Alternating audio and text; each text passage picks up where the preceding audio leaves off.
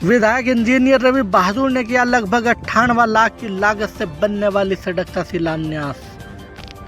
आपको बता दें, जवालापुर विधानसभा के ग्राम इब्राहिमपुर मसाई में राज्य योजना से करीब लगभग 98 लाख रुपए की लागत से इंटरलॉकिंग टाइल से बनने वाली आंतरिक सड़कों का उद्घाटन विधायक इंजीनियर रवि बहादुर ने फीता काट कर किया।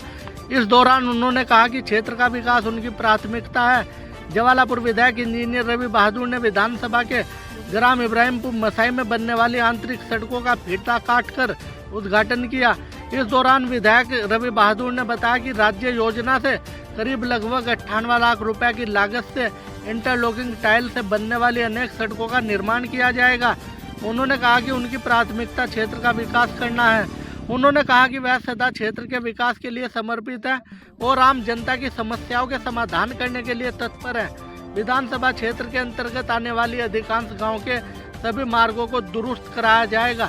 इस मौके पर प्रधान आचार्य घनश्याम, मास्टर महेंद्र सैनी, डॉक्टर छतर सैनी, भजन लाल, विजयपाल, राहुल सैनी, राठौर, राहुल राठौर आदि काफी संख्या में ग्रामीण मौजूद रहे। आइए देखते हैं पूरी खबर। उन्होंने जो कुछ मेरे साथी मुझे कहा करते थे, स्वामी जी हमारे गुरुद्वारे की जो सड़क है वो इस पंचायत की सबसे ज़्यादा खराब सड़क है। तो दोस्त मैं उन्हें यही कहा करता था, मैं कहा भाई इतनी लंबी सड़क है, शायद हमारे तो पंचायत निधि से नहीं बन सकती, पर हमारे गुरु महाराज का जो आशीर्वाद रहेगा वो मुझे विश्वास है कि उनके माध्यम से ही वो सड़क बनेगी। तो इसलिए भी मैं विधायक जी का धन्यवाद करता हूँ कि इनके सहयोग से हमें 1 करोड़ रुपए की ये जो सड़क मिली है, हमारे गाँव में आंतरिक सड़क मिली है, ये हमारे गांव का एक बहुत अच्छा विकास करेगी। हमारे गांव में एक तंगी थी इब्राहिमपुर गांव में, गांव के अंदर से जो वाहन थे गांव से बाहर जाया करते थे, वे नहीं जाते थे, तो इस सड़क से वो भी बाहर जाया करेंगे। तो इसलिए मैं बार बार इनका धन्यवाद करता हूँ। सर, ये इब्राहिमपुर गांव ग्राम पंचायत में आज हम खड़े हैं और ये हमने आंतरिक गलियों का, जो कि लगभग 98 लाख रुपये 99 लाख रुपये की समथिंग की है, एग्जैक्ट फिगर मुझे ध्यान नहीं है, ये सड़कें हैं और ये बहुत समय से यहाँ के लोगों की डिमांड थी।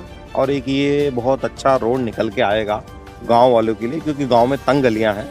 एक चौड़ा रोड उनको चाह रहा था गांव से बाहर निकलने के लिए, तो आज वो रोड हमने देने का कार्य करा है आंतरिक गलियों के द्वारा। और मेरे ख्याल से 1.25 किलोमीटर या 1.5 किलोमीटर तक की इसकी लंबाई है। 98 या 99 लाख रुपए की लागत का है, जो आज हमने इसका भूमि पूजन करके आज विधिवत रूप से यहाँ कार्य चलेगा और ये हम सब इनकी लोगों की सेवा में ये सड़क देने जा रहे हैं। गाँव में चाहे तो देखो यार, ऐसा है डे बाय डे मनुष्य का जीवन जो है वो समस्याओं से घिरा हुआ है। डे बाय डे एक नई प्रॉब्लम अराइज होती है।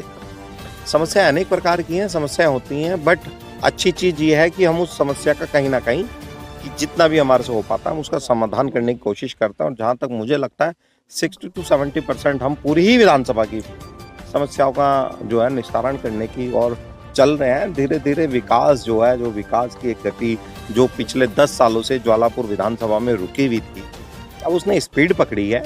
चाहे वो आपका इब्राहिमपुर गांव हो, चाहे काले वाला हो, चाहे आपका अमानतगढ़ हो, वो जो लास्ट का गांव है आपका जो हाईवे पे पड़ता है, हाईवे पे भी आप यूपी जब छुटमलपुर से देहरादून की तरफ जाएंगे तो वहाँ भी 2 किलोमीटर का पोर्शन आपका उत्तराखंड का पड़ता है और वो आपकी ज्वालापुर विधानसभा है।